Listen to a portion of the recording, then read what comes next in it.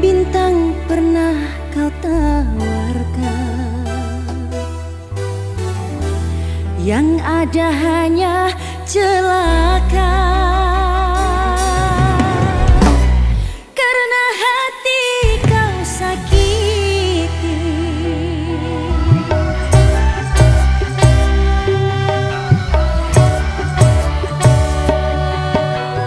kurang apakah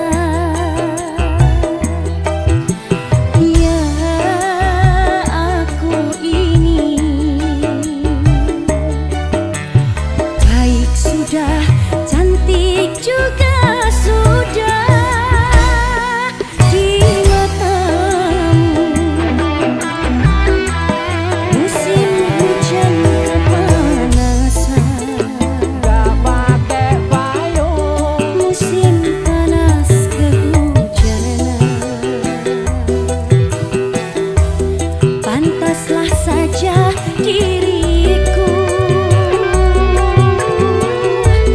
selalu dalam keresahan.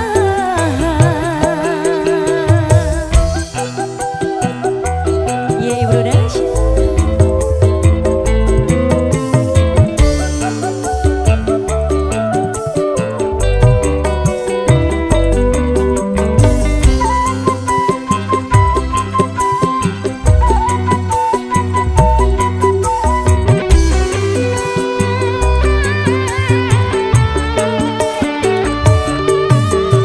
Kau janji-janji, kau tawar-tawar, kau janjikan kau tawarkan cinta, iming-iming saja.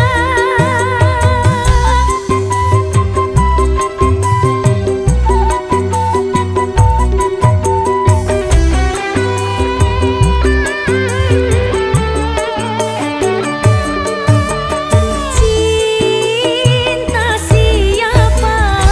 Mantanku kait. Hei hei ho ho. Rindu siapa? Fokus ono sing duwe. Ho ho hi he. Kalau cinta milik orang lain, ya percuma saja. Biarlah diriku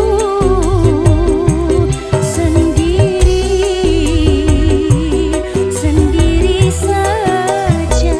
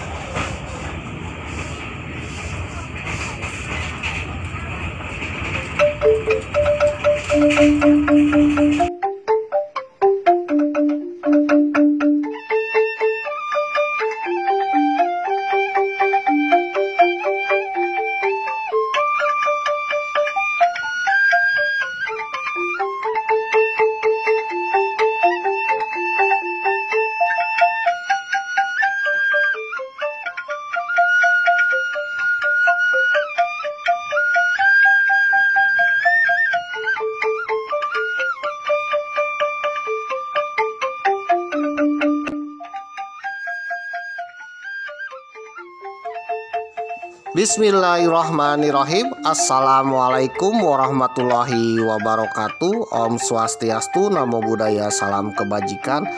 Om Santi Santi Om Sampurasun, Sugeng Rau, Ken kabari, apa kabar dulu-dulur baraya warga negara Indonesia. Tetap semangat di tahun 2025.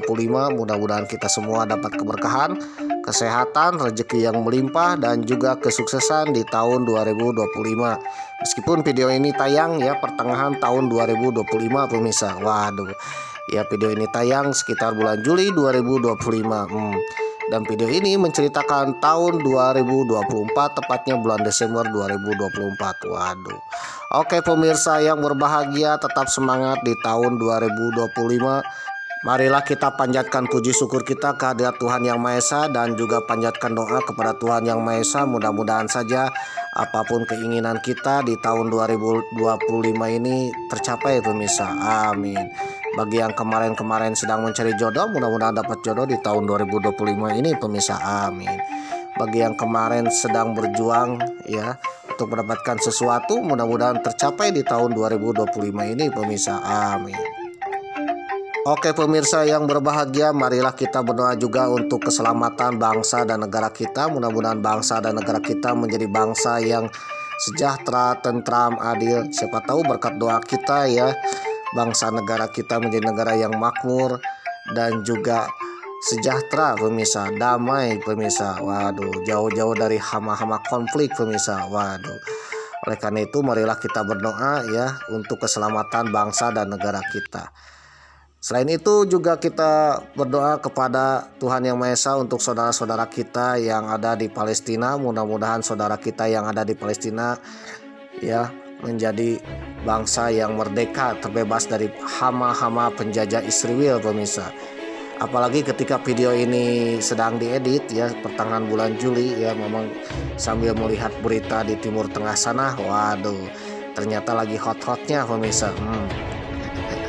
Ada kembang api hipersonik pemirsa. Waduh, ya mudah-mudahan dengan kejadian seperti itu ya bangsa Palestina kembali damai, sejahtera, tentram, dan terbebas dari hama-hama penjajah Israel pemirsa ya. Mudah-mudahan Palestina menjadi negara yang merdeka seperti sejak zaman dulu kala ya, karena sejatinya bangsa Palestina pun pernah membantu bangsa kita, bangsa Indonesia.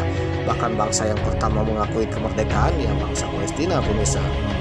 Memang sudah bahas ya tentang Palestina.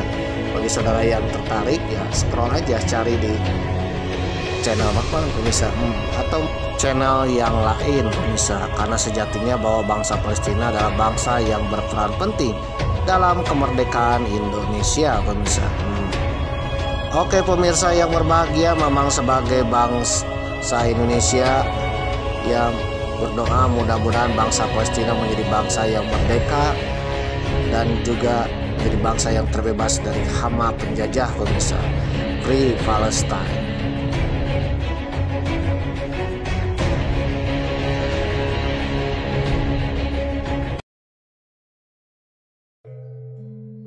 Ubur-ubur ikan lele wilujeng siang le, ubur-ubur ikan lele wilujeng sonten le, ubur-ubur ikan lele selamat pagi le ya, kapanpun saudara menonton di episode ke-86 ini le. Waduh, ubur-ubur ikan lele tetaplah semangat le, seperti pacu jalur ya di Kuantan Sangingin ya Riau pemirsa. Ternyata negara kita ragam budaya pemirsa, bahkan budaya kita ya menjadi penyemangat dunia pemirsa. Waduh, memang lihat ya di TikToker dan YouTuber, waduh ada pacu jalur pemirsa. Ternyata pacu jalur adalah penyemangat ketika berlomba mendayung pemirsa. Waduh, dan itu adalah salah satu budaya asli bangsa Indonesia di Provinsi Riau pemirsa. Jadi kalau ada yang mengklaim-klaim dari luar ya di luar dari negara kita, waduh itu terlalu pemirsa. Oke pemirsa yang berbahagia ya, memang pun tergugah untuk semangat pacu jalur pemirsa. Waduh, semangat. Waduh, ternyata ya tarian pacu jalur ini yang ada di depan adalah bukan tarian sembarangan pemirsa, tetapi tarian yang penyemangat ketika rekan-rekannya sedang mendayung pemirsa. Waduh. Dan juga penunjuk arah ya, arah yang benar pemirsa. Jadi tariannya unik ya, kalau ditonton itu khas ya. Waduh, mantap pemirsa. Indah ya, padahal itu adalah tarian yang sejatinya seorang nahkoda pemirsa. Untuk mengarahkan dan juga penyemangat para pendayung pemirsa. Waduh, jadi itulah keunikan budaya ragam Indonesia pemirsa. Oke pemirsa yang berbahagia, dengan semangatnya pacu jalur memang terus ya sampai finish nih ya, perjalanan epik ke Tanah Dewata. Finishnya kapan? Finishnya sampai ke rumah pemirsa. Mamang masih melanjutkan perjalanan pacu jalur Tanah Dewata le. Waduh.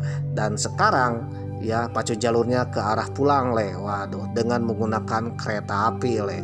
Kereta api Mutiara Timur. Mamang naik dari Banyuwangi menuju Surabaya dan nanti akan dilanjutkan dari Surabaya menuju kota Tasikmalaya ya, kota di Provinsi Jawa Barat ya, yang dipimpin Haji Udin pemirsa, yang dipimpin oleh Kang Deddy Mulyadi ketika video ini tayang pemirsa, yang dikenal dengan Bapak Aing ya. Insya Allah nanti kemudian ya dengan semangat pacu jalur Bapak Aing akan menjadi pemimpin Nusantara.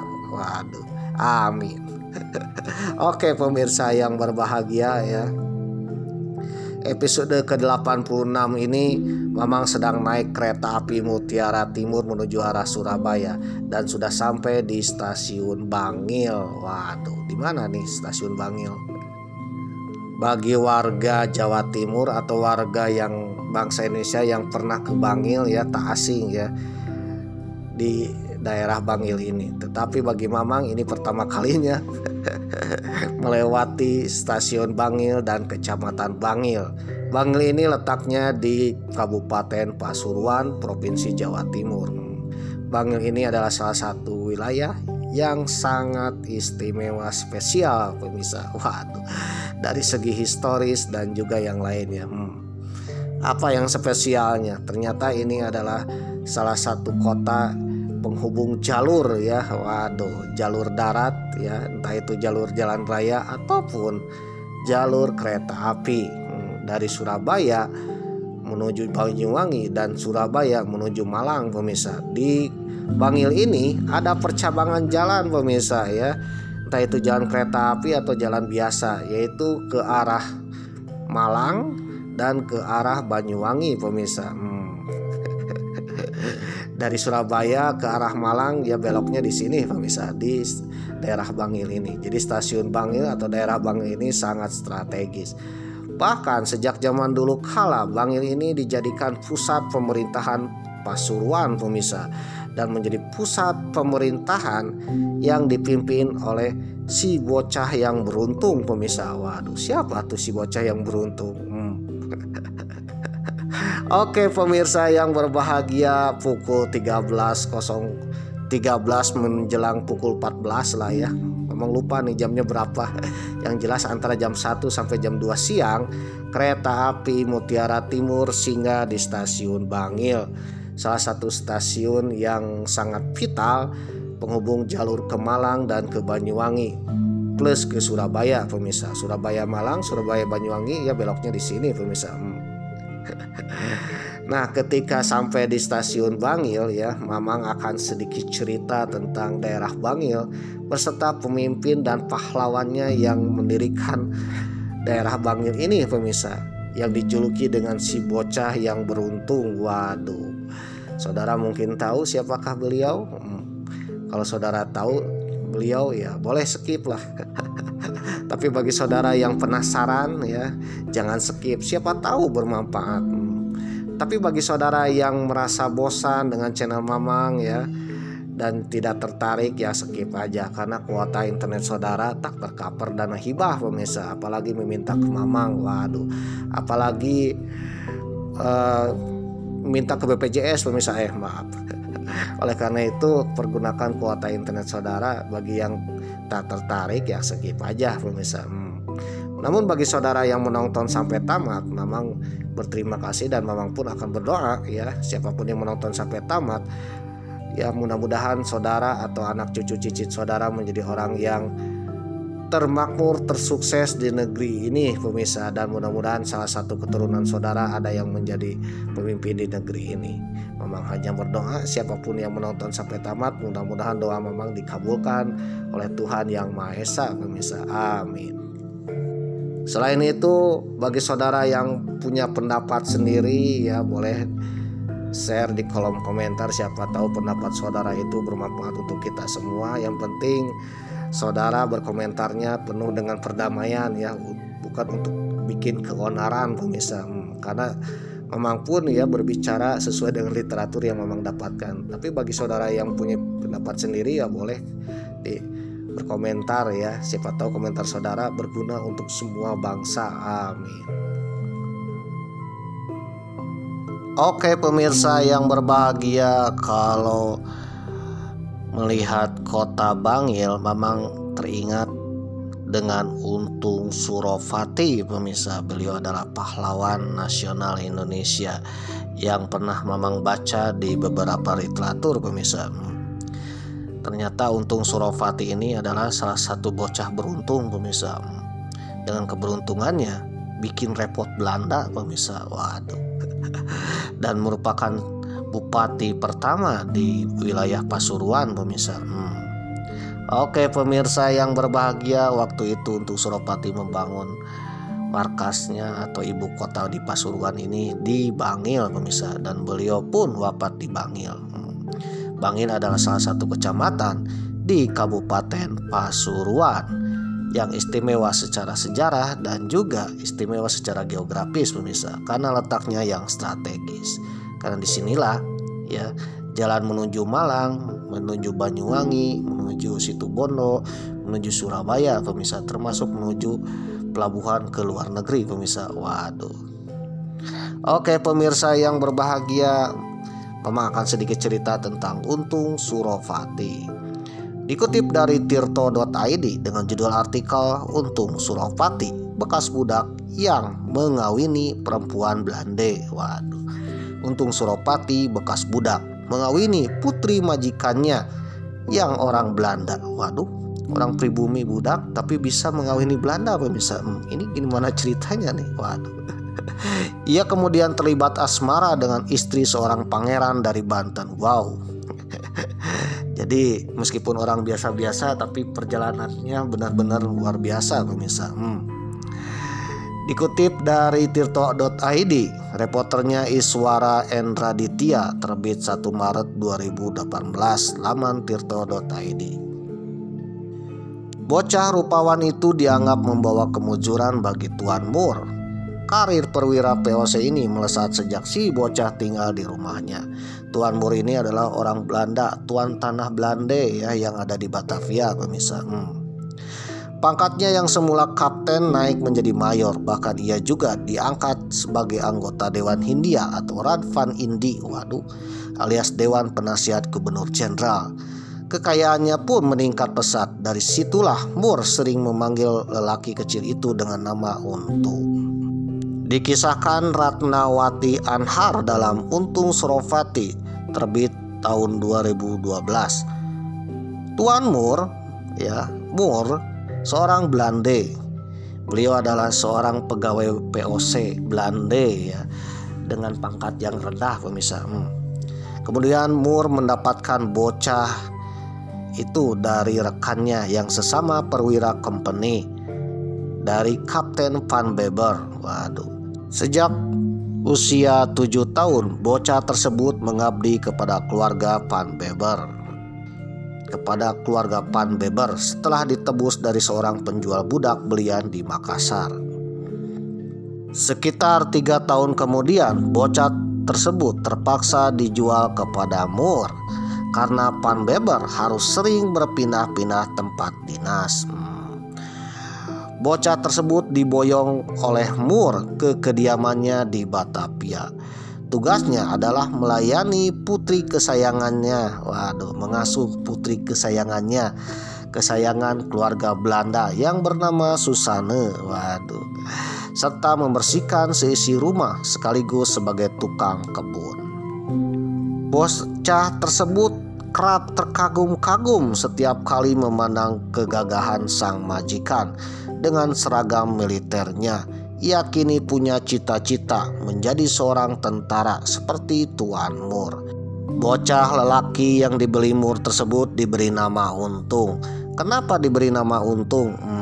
Ternyata semenjak mempunyai bocah ini, Tuan Moore mendapatkan banyak sekali keberuntungan dalam pekerjaannya. Waduh, dimulai dari karir perwira rendah POC, lalu melesat jauh pangkatnya menjadi kapten, lalu naik menjadi mayor. Waduh, bahkan ia diangkat menjadi anggota Dewan Hindia. Waduh, alias DPR-nya era POC pemirsa, alias penasehatnya gubernur jenderal. Waduh, bayangkan ya, dari pangkat golongan 3D ya 2D ya, akhirnya menjadi excellent ya. Waduh, berkat keberuntungan ada bocah di rumahnya ya. Bocahnya itu cuman membersihkan rumahnya doang pemirsa, tetapi berkat adanya bocah itu ya, entah kenapa Tuan Moore mendapatkan sekali beruntung. Oleh karena itu bocah itu diberi nama Untung pemirsa. Dalam bahasa Melayu untung itu ya beruntung ya,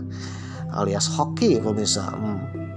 Oleh karena itu bocah tersebut menjadi kesayangan Tuan Moore. Waduh, kesayangan yang benar-benar disayang karena membawa keberuntungan pemirsa.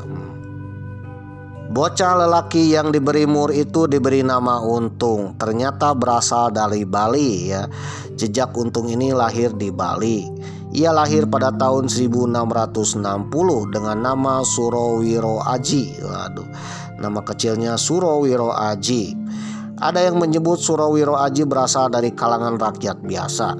Namun ada pula yang meyakini masih memiliki darah bangsawan, bahkan keturunan raja-raja.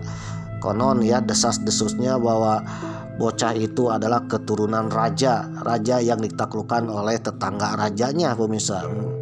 Karena ditaklukkan atau mungkin karena ada kudeta ya, keluarga raja yang tersisa termasuk bocah itu dijual ke POC pemirsa. Secara diam-diam ya, bahwa bocah itu ada kemungkinan ada darah kerajaan pemirsa.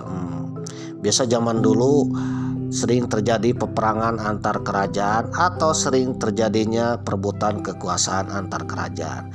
Yang kalah biasanya ditawan dan dijual ke POC pemirsa. Tapi ada yang menyebutkan juga bahwa bocah tersebut memang berasal dari rakyat biasa yang ditangkap atau dijual ya oleh para bangsawan di sana untuk dijadikan budak, dijual ke POC pemirsa. Jadi artinya bocah ini masih misteri ya, asal usulnya, entah itu anak raja atau mungkin rakyat biasa pemirsa. Para sejarawan masih berdebat tentang asal usul keturunan bocah yang bernama Untung ini pemirsa. Tapi yang jelas bocah ini yang bernama Surawiro Aji atau Untung melalui masa kecilnya sebagai budak belian. Karena pada masa itu, pada era zaman POC ya, budak belian masih benar-benar terjadi pemirsa. Waduh, mungkin saudara sudah mengerti ya apa itu budak belian. Waktu itu memang masih ada perdagangan manusia di Nusantara. Budak-budak diperjualbelikan untuk dipekerjakan di kebun, dijadikan pendayung kapal, dijadikan tentara ya, atau sebagainya pemirsa, termasuk ART atau asisten rumah tangga pemirsa. Dan Untung sendiri ya didapatkan oleh Tuan Moore dengan dipekerjakan sebagai asisten rumah tangga, tukang kebun sekaligus pengasuh Susanne, putri majikan atau putra dari Tuan Moore. Pada tahun 1670, Tuan Moore mendapatkan Surawiro Aji alias Untung yang kemudian dipanggilnya Untung dan dibawanya pulang ke Batavia. Saban hari Untung selalu melayani Susanne, putri terkasih Tuan Moore, selain mengerjakan tugas-tugas lain di rumah alias jadi tukang kebun, bebersih ya, tukang sapu dan sebagainya. Tumbuh besar bersama meskipun berbeda kasta. Susana dan Untung saling jatuh cinta. Waduh, ya, majikan dengan pegawainya saling jatuh cinta ya pemirsa. Keduanya lantas menikah secara rahasia. Hal ini dikutip dari bukunya Betawi Queen of the East, terbitan 2004, karya Alwi Shihab. Itu dijelaskan bahwa Tuan Moore yang akhirnya tahu pun murka bahwa putrinya diam-diam menikah dengan Untung pemirsa, dengan budak yang dibelinya. Waduh, yang saat itu sudah menjadi tokoh terhormat di pemerintahan. Jadi Tuan Moore ini adalah seorang anggota dewan yang murka. Ternyata diam-diam Susana menikah dengan Untung. Waduh. Karena murka inilah maka Tuan Moore memerintahkan dan menginstruksikan aparat company untuk menangkap Untung.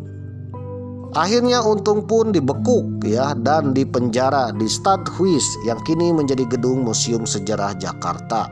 Untung dijebloskan gara-gara menikahi anak majikan pemirsa. Selama di Bui, pemuda ini sering disiksa karena kelakuannya yang dianggap tak patut lantaran berani-beraninya mencintai apalagi menikahi seorang putri pejabat tinggi Belanda. Yang dinikahi Untung orang Belanda lagi. Waduh ya. Dan yang dinikahinya ini adalah pejabat tinggi Belanda pemirsa, pejabat tinggi POC alias anggota dewan POC pemirsa. Itulah Tuan Moore ya, yang tadinya beruntung menjadi buntung pemirsa. Waduh. Beruntung juga ya, Untung ternyata bisa kabur. Waduh, dari tahanan yang super ketat. Ini kenapa bisa kabur? Ternyata diam-diam Susana menyogok petugas POC pemirsa. Petugas penjara POC alias petugas sipir. Waduh. Susana yang begitu mencintai Untung diam-diam melepaskannya. Waduh. Akhirnya Untung pun bisa kabur pemirsa. Jadi itu beruntung oleh Susana yang benar-benar mencintai Untung.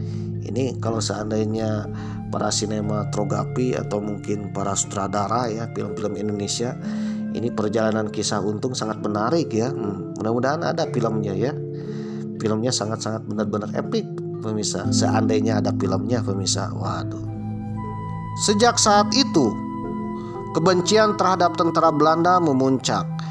Untung benar-benar ya benci terhadap tentara Belanda. Ia bertekad akan membalas segala perlakuan terhadapnya. Selain masih sakit hati karena dipisah secara paksa dengan istri Belanda yang cantiknya. Waduh. Untung yang kini sudah berusia 20 tahun meluapkan kemarahannya dengan kerap membuat onar di pinggiran Batavia. Waduh. Untung pun menjadi KKB di sekitaran Batavia pemirsa. Waduh. Ketika ada tentara Belanda atau aparat POC yang sedang jalan ya melintasi sebuah daerah, dibegal pemirsa dengan komplotan Untung. Waduh. Untung pun membentuk komplotan yang benar-benar meresahkan aparat company Belanda pemirsa. Akhirnya company pun resah ya, dan akhirnya company pun bergerak. Untung pun harus pintar-pintar bergerak karena menjadi buruan aparat company pemirsa. Company pun menyebarkan selebaran, siapapun yang bisa menangkap pemuda yang bernama Untung, waduh, akan mendapatkan hadiah. Karena Untung benar-benar meresahkan pemirsa. Untung kerap kali membegal orang POC yang lewat di suatu daerah atau juga merampok rumah-rumah tuan tanah POC pemirsa. Keonaran Untung ini bikin meresahkan POC. Bahkan suatu kali ada sekelompok POC yang akan menangkap Untung, berakhir tragis pemirsa, semuanya habis. Waduh. Namun yang namanya Untung tetaplah beruntung pemirsa. Pada tahun 1683, seperti dikisahkan oleh Uka Chandra Sasmita dalam bukunya Sejarah Jakarta dari Zaman Prasejarah sampai Batavia, terbit tahun 1177, diceritakan POC menyerang Kesultanan Banten dan memenjarakan Sultan Ageng Tirtayasa di Batavia hingga wafat. putranya Pangeran Purbaya lolos dan lari ke Gunung Gede dekat Bogor untuk berlindung. Ya, ia dikejar-kejar oleh POC. Beliau bersedia menyerahkan diri ke POC, tetapi hanya mau dijemput oleh perwira POC dari kalangan pribumi. Sementara itu, Untung, mantan budak Tuan Mur yang dianggap kurang ajar itu masih dikejar-kejar aparat company dan akhirnya bisa ditemukan. Wah, akhirnya si Untung ini ditangkap oleh POC, pemirsa. Waduh, bukannya dihukum mati, tetapi malah diberi tawaran, pemirsa. Waduh, tawarannya itu adalah akhirnya ditawarilah Untung pekerjaan baru. Ya, kalau dia menolak akan dihukum gantung, pemirsa. Akhirnya mau tidak mau Untung pun ya menerima tawaran POC. Apa itu tawaran POC-nya? Untung diberi pekerjaan baru, yaitu menjemput Pangeran Purbaya. Ya, Untung diberi tawaran jika berhasil membawa Pangeran Purbaya ke POC di Batavia, maka Untung akan diberi pangkat. Waduh. Dan diangkat menjadi tentara, pemirsa, tentara POC. Waduh, wah ini beruntung sekali, pemirsa. Akhirnya Untung pun mau tidak mau ya menerima tawarannya. Karena kalau menolak ya pasti dihukum gantung, pemirsa. Daripada dihukum gantung ya lebih baik menerima tawaran POC. Beliau pun kemudian dilatih ketentaraan oleh militer POC, bahkan diberi pangkat letnan dalam tempo yang relatif singkat. Setelah beres, ya, Untung bersiap untuk melaksanakan misinya menuju ke Gunung Gede untuk menjemput Pangeran Purbaya. Untung akhirnya menemui Pangeran Purbaya. Dengan kelihayan Untung meyakini Pangeran Purbaya, akhirnya Pangeran Purbaya pun mau mengikuti saran Untung, yaitu menyerahkan diri ke POC. Akhirnya Pangeran Purbaya dari Banten ini mau menyerahkan diri ya kepada POC berkat rujuk rayu Untung. Maka iring-iringan Pangeran Purbaya ditemani oleh Untung ya pergi ke Batavia untuk menyerah diri Pangeran Purbaya ke POC. Namun dalam perjalanan terjadi insiden, pemirsa. Dan insiden ini menjadi perjalanan epik sang Untung. Waduh. Dalam perjalanan ya dari Gunung Gede ke Batavia membawa Pangeran Purbaya, sang perwira bernama Untung itu diledek oleh serdadu-serdadu kompeni Belanda, pemirsa. Waduh, karena satu-satunya perwira di POC yang bukan dari Belanda ya, pemirsa. Waduh, akhirnya orang-orang Belanda yang notabene pangkatnya di bawah Untung ya. Waduh, itu meledek, pemirsa. Meledek, bahkan berbuat kasar. Waduh, dan tak terima dipimpin oleh perwira yang berasal dari pribumi, apalagi pribuminya mantan budak belian, pemirsa. Waduh, apalagi mantan buronan POC lagi. Waduh. Dalam perjalanannya serdadu-serdadu Belanda yang dipimpin oleh Panrik Koveler memperlakukan sang pangeran dengan kasar ya, dan juga meledek-ledek Untung, pemirsa. Untung tidak bisa menerima perlakuan itu. Situasi memanas karena Koveler juga menghina Untung. Dalam bukunya, buku Jakarta dari Tepian Air ke Kota Proklamasi, terbit tahun 1988, yang ditulis oleh Sagimun Mulus Dumadi, menceritakan Koveler orang kompeni Belanda ya yang pangkatnya di bawah Untung mencibir Untung, pemirsa. Waduh, menyebutnya tetap saja budak dan buronan POC. Waduh, ya overdose. Wah, menghina atasannya yang bernama Untung. Koveler yang tidak sudi mengakui Untung sebagai perwira bahkan mengancam akan menjebloskannya ke penjara. Waduh. Meskipun anak buahnya yang berasal dari Belanda ya, dari Eropa, yang mencibir seperti anjing menggonggong ya, Untung tetaplah tidak mendengarkan, bahkan mengacuhkan seperti pepatah, biarlah anjing menggonggong kapilah berlalu, pemirsa. Cukup lama Untung menahan diri untuk tidak membalasnya pemirsa ya, untuk tidak merespon anak buahnya yang keterlaluan pemirsa, yang nurus tunjung pemirsa. Waduh, Untung ya lama-lama tidak bisa menahan diri. Waduh, seperti kentut ya, lama menahan ya hinaan orang. Tapi suatu ketika ada titik puncaknya pemirsa. Akhirnya Untung lepas kendali pemirsa. Waduh, seperti yang diungkapkan oleh Halwani Mikrob dan A. Mujahid Khudori dalam bukunya Catatan Masa Lalu Banten terbitan tahun 1993, diceritakan di tepi sungai Cikalong dekat Cianjur pada tanggal 28 Januari 1684 pasukan Kuvler dihancurkan oleh Untung pemirsa. Waduh, tidak kurang dari 20 orang Belanda ya company tewas dalam pertikaian antara Untung dan Kuvler pemirsa. Waduh, jadi dalam rombongan itu ya terdiri dari perwira Untung dan juga perwira-perwira bawahannya dari Belanda, dan juga pasukan-pasukan yang berasal dari Belanda, dan juga pasukan rendahnya yang berasal dari pribumi atau Indonesia pemirsa. Ada yang dari Ambon, ada yang dari Jawa ya, ada yang dari berbagai di daerah Nusantara pemirsa. Nah, kelompok yang keturunan Belanda inilah yang bikin keonaran ya, yang memprovokasi Untung pemirsa. Akhirnya terjadilah pertikaian. Dari pertikaian ini ya pasukan Kuvler habis, termasuk Kuvler sendiri terbunuh pemirsa. Setelah insiden ini terjadi, akhirnya timbul perdebatan antara Untung dan Pangeran Purbaya. Untung sendiri menyarankan bahwa Pangeran Purbaya tidak usah pergi ke POC pemirsa. Lebih baik pergilah ke Cirebon atau mungkin ke Mataram pemirsa.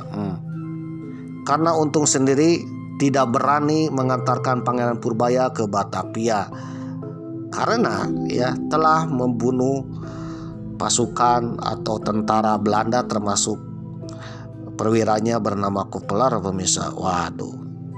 Usai insiden berdarah tersebut ya, Pangeran Purbaya tetap ingin menyerahkan diri kepada POC ketimbang timbul masalah yang lebih besar nanti jika tidak menyerahkan diri. Waduh.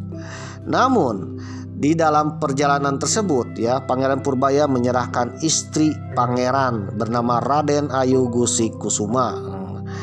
Justru meminta Untung mengantarnya pulang ke Kartasura, yaitu ke Solo, ke Mataram. Raden Ayu Gusi Kusuma adalah putri seorang pejabat tinggi di istana dinasti Kerajaan Mataram Islam. Jadi dulu Kerajaan Mataram Islam punya putri bernama Raden Ayu Gusik, dinikahkan dengan Sultan dari Banten pemirsa, putra Sultan Banten yaitu Pangeran Purbaya. Dari insiden ini akhirnya Pangeran Purbaya ya tetap berangkat ke Batavia, namun tidak dengan istrinya. Istrinya diserahkan kepada Untung untuk diantarkan ke rumah orang tuanya. Waduh, antarkan aku ke rumah orang tuanya, yaitu ke Kerajaan Mataram Islam di Kartasura pemirsa.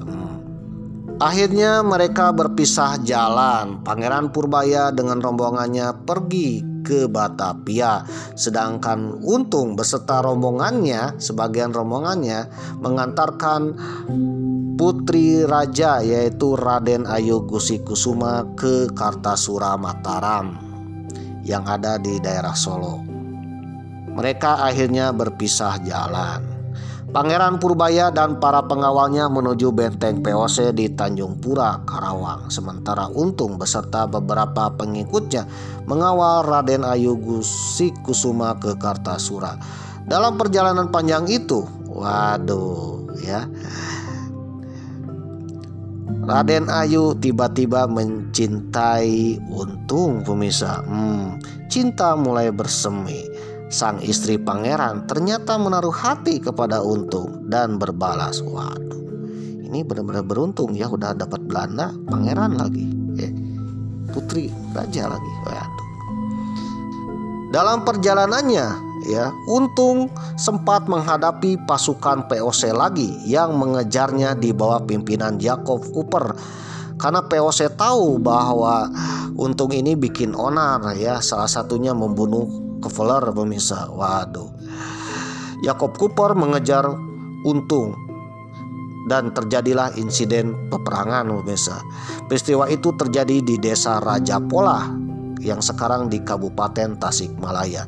Ini berdasarkan bukunya R.P. Suyono dalam bukunya Peperangan Kerajaan di Nusantara edisi 2003. Pertempuran itu cukup seru. Untung kehilangan beberapa orang anak buahnya, namun kerugian di pihak Cooper ya juga tak kalah sedikit, bahkan lebih parah lagi. Waduh. Demi keselamatan Raden Ayu Gusi Kusuma, Untung terpaksa melarikan diri. Orang-orang yang sudah hafal medan membuat rombongan ini bisa lepas dari kejaran, meskipun Untung kini kembali menjadi buronan aparat company pemirsa. Untung pun ya melanjutkan perjalanan untuk mengantarkan sang Raden Ayu ke Kartasura. Perjalanan pun dilanjut. Untung berniat mampir ke Cirebon sekaligus menghadap Sultan Cirebon karena Kesultanan Cirebon berhubungan baik dengan Mataram, tempat asal Raden Ayu Gusi Kusuma. Namun kedatangannya Untung ternyata tidak disukai oleh anak angkat Sultan yang bernama Raden Suropati. Waduh. Raden Suropati dikenal sebagai sosok pangeran yang angkuh dan sering bertindak sewenang-wenang terhadap rakyatnya. Ia mencegah rombongan Untung masuk ke istana dan terjadilah pertengkaran sengit. Raden Suropati bahkan menyerang kepribadian dan masa lalu Untung yang pernah menjadi budak. Apalagi Untung adalah buronan POC. Kericuhan itu baru mereda setelah Sultan Cirebon mengetahuinya dan turun tangan. Sultan memutuskan Raden Suropati bersalah dan dianggap telah mencemarkan nama kerajaan karena tindakannya terhadap Untung yang sedang mengawal Raden Ayu pergi ke Kartasura. Waduh. Dalam bukunya Ratnawati Anhar menulis, bahkan Sultan menjatuhkan hukuman mati untuk anak angkatnya itu. Waduh. Akhirnya nama Suropati pun diberikan kepada Untung. Sejak saat itulah nama Untung bertambah kata menjadi Untung Suropati, dan Untung Suropati pun mulai dikenal. Waduh. Setelah mendapatkan restu dari Sultan Cirebon, rombongan Untung Suropati meneruskan perjalanannya ke timur. Namun pergerakan Untung diketahui POC, kembali dipimpin oleh Jacob Cooper pada 6 Oktober 1684. Ya, Cooper pun mengejar Untung sampai ke Cirebon dan mengejar sampai ke jalan-jalan yang menuju ke arah Kartasura pemirsa. Di perbatasan Jawa bagian barat dengan Jawa Tengah terjadi pertempuran yang sangat hebat kembali antara company POC yang dipimpin Jacob Cooper dengan anak buah Untung Suropati pemirsa. Sekarang namanya menjadi Suropati ya, Untung Suropati. Pertempuran itu memakan 50 orang dari pihak Untung Suropati tewas. Lantaran kekuatan dan senjata yang tidak seimbang, Untung Suropati menginstruksikan kepada pasukannya untuk mundur. Mereka lolos berkat bantuan dari Kesultanan Cirebon dan berhasil memasuki wilayah kekuasaan Mataram dan bergegas menuju Kartasura. Singkat cerita, tibalah rombongan Untung Suropati di istana Kartasura yang saat itu menjadi ibu kota Mataram, yang saat itu dipimpin oleh Sunan Amangkurat II yang memerintahkan 1680 sampai 1702. Sunan Amangkurat II ini adalah cucu Sultan Agung, sultan yang menentang POC pemirsa. Sedangkan ayah Raden Ayu Gusi Kusuma adalah Pati Nerangkusuma, adalah sosok yang sangat anti POC. Pati Nerangkusuma adalah salah satu pejabat penting di pemerintahan Amangkurat II pemirsa. Pati Nerangkusuma merestui pernikahan Untung Suropati dengan putrinya yang telah memutuskan berpisah dengan Pangeran Purbaya dari Banten. Pati Nerangkusuma merupakan patih yang keturunan juga dari Sultan Agung pemirsa. Waduh. Patih Narangkusuma langsung terpikat kepada Untung Suropati setelah mendengar laporan dari bupati-bupati bawahan Mataram tentang sepak terjangnya selama perjalanan menuju Kartasura. Bahkan dalam pertempuran itu POC kewalahan. Nah, Patih Narangkusuma ini adalah salah satu patih Mataram, kerajaan Mataram yang tidak suka dengan POC pemirsa. Meskipun Mataram ada perjanjian dengan POC, ada beberapa pejabat Mataram yang tidak suka dengan POC. Melihat sepak terjang Untung yang berani menghadapi POC, Patih Narangkusuma pun akhirnya menikahkan putrinya ya, yang ia antar ke dari Pangeran Purbaya untuk dinikahkan kepada Untung. Patih Narangkusuma pun tidak ragu-ragu mengajak Untung untuk bersama-sama memerangi musuh yang sama-sama mereka benci, yaitu Kompeni Belanda.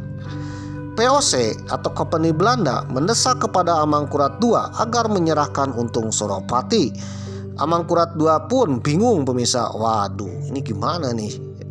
Akhirnya dengan musyawarah para patih termasuk Patih Narangkusuma, ya, keluarlah ide taktik, waduh, yang cerdik. Taktiknya seperti apa? Amangkurat II akhirnya menyanggupi ya keinginan POC untuk menyerahkan Untung Suropati. Tapi itu ternyata hanya taktik yang dirancang Patih Narangkusuma bersama Untung Suropati. Taktiknya, pasukan kompeni pun berangkat ke Kartasura ya untuk memborgol Untung Suropati. Kali ini komandannya adalah Kapten Francois Tak. Waduh, Francois Tak ini atau Kapten Tak ini selalu dikenal oleh masyarakat Kartasura atau Solo pemirsa, dijadikan wayang kulit pemirsa. Salah satu kompeni Belanda yang dijadikan wayang kulit pemirsa. Nah, Kapten Francois Tak ini membawa pasukannya untuk menangkap Untung Suropati. Perwira senior POC yang pernah terlibat dalam penumpasan gerakan Trunojoyo yang dianggap pemberontak kepada Mataram, dan Tak juga ya terlibat dalam penaklukan Kesultanan Banten dan menawan Sultan Ageng Tirtayasa. Waduh. Akhirnya pasukan Tak ini sampai ke Kartasura ya. Tanggal 8 Februari 1686 menjelang siang, Kapten Tak yang memimpin lebih dari 200 serdadu ya dengan gagahnya memasuki istana dengan percaya diri karena akan mendapatkan buronan tertinggi POC yaitu Untung Suropati. Waduh. Kapten Tak memasuki istana dengan percaya diri karena yakin Untung akan ketakutan melihatnya. Ternyata Kapten Tak masuk jebakan. Anak buah Untung Suropati membuat kebakaran hebat di sekitar istana. Pasukan POC pun yang ketika berada di sebuah bangunan ya terjebak kebakaran pemirsa dan panik. Waduh. Dan sebagian terpanggang pemirsa. Waduh. Pasukan Untung akhirnya membakar sebagian bangunan keraton untuk mengesankan seolah-olah Amangkurat II ikut menjadi sasaran serangan dan agar POC tidak curiga, sekaligus menghancurkan POC di dalamnya. Pertempuran hebat pun terjadi di dalam keraton ya, di halaman keraton, bahkan di keraton yang sedang kebakaran pemirsa. Korban berjatuhan di kedua pihak. Untung Suropati kehilangan 75 anak buahnya, sementara dari kubu POC sebanyak 79 orang tewas, termasuk Kapten Tak. Mungkin saudara akan bertanya kenapa Untung banyak pasukannya. Jadi ketika akan membawa pulang Pangeran Purbaya, sebagian besar pasukannya itu berasal dari orang-orang pribumi pemirsa ya. Oleh karena itu orang-orang pribumi ikut bersama Untung, sedangkan sebagian pasukannya lagi membawa Pangeran Purbaya ke Batavia pemirsa.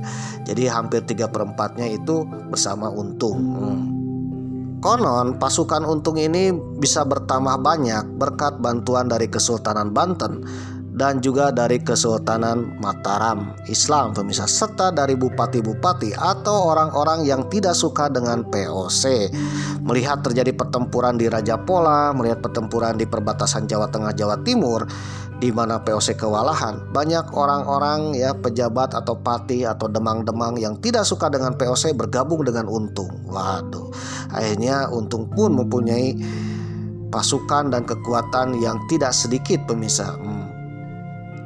Kematian Kapten Tak ini beserta pasukan yang 200 orang itu menjadi geger di Batavia. Waduh, peristiwa ini cukup menggetarkan Company. Sejarawan Hermanus Johannes de Graaf dalam bukunya Terbunuhnya Kapten Tak Kemelut di Kartasura abad ke-17.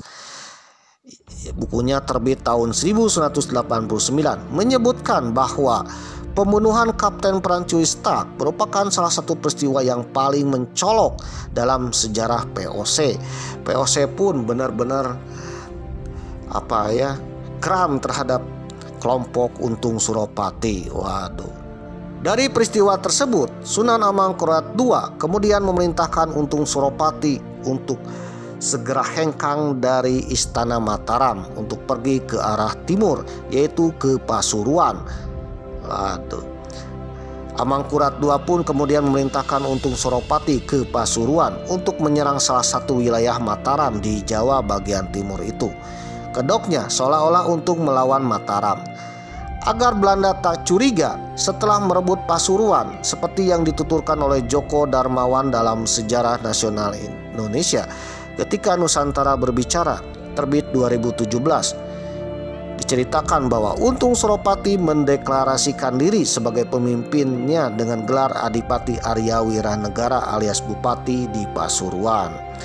Nah, di Pasuruan ini Untung Suropati membangun basisnya di Bangil, ya, di salah satu kecamatan di Pasuruan. Bangil ini adalah markasnya Untung Suropati pemirsa. Pada tahun 1702 Amangkurat II wafat dan digantikan putranya Amangkurat III. Raja baru ini langsung terlibat perseteruan dengan pamannya, yaitu Pangeran Puger. Amangkurat III kabur ke Pasuruan meminta perlindungan Untung Suropati. Waduh, akhirnya Untung pun mendapat beruntung. Waduh, apa beruntungnya? Ternyata ada Raja Mataram yang meminta bantuan ke Untung Suropati. Pangeran Puger akhirnya meminta bantuan POC untuk menangkap Amangkurat III beserta dengan Untung Suropati. Sementara itu, pada tahun 1706 POC menggerakkan armada perangnya ke Pasuruan. Dalam pertempuran sengit di Bangil, Pasuruan pada tanggal 17 Oktober 1706, peruntungan Untung akhirnya berakhir. Waduh, ia terluka parah, terpaksa mundur dan akhirnya gugur. Sebelum menghembuskan napas terakhir, Untung meminta kepada para pengikutnya agar merahasiakan kematiannya. Namun, pada tanggal 18 Juni 1707, kuburan Untung ditemukan pasukan POC yang sedang mencari keberadaan Amangkurat III di Pasuruan.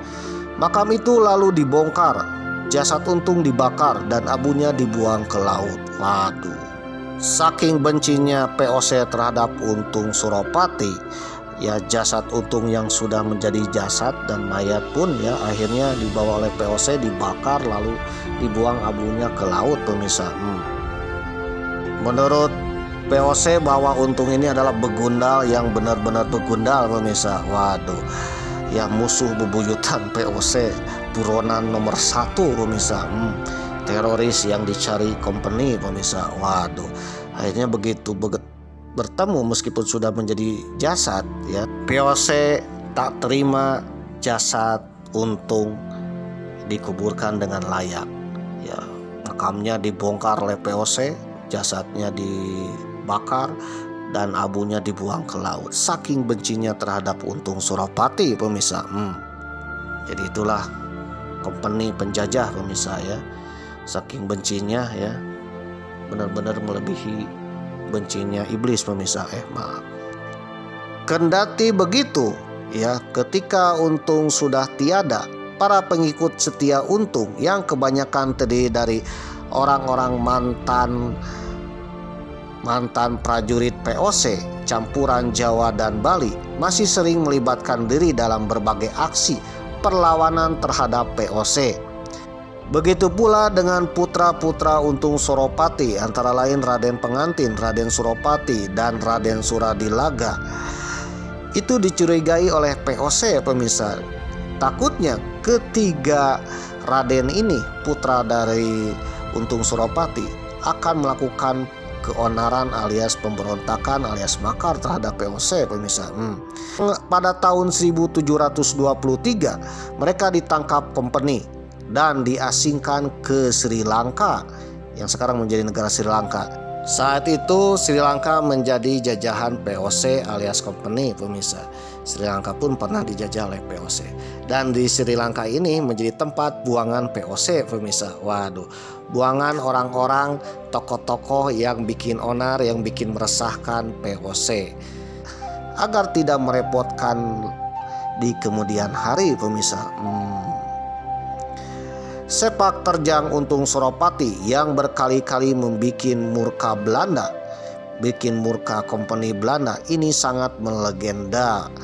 Melalui surat keputusan Presiden RI tertanggal 3 November 1975, akhirnya Untung Suropati pun ditetapkan sebagai pahlawan nasional, pemirsa. Waduh, jadi si bocah yang beruntung, pemirsa. Si bocah yang kelak menjadi pahlawan nasional. Waduh.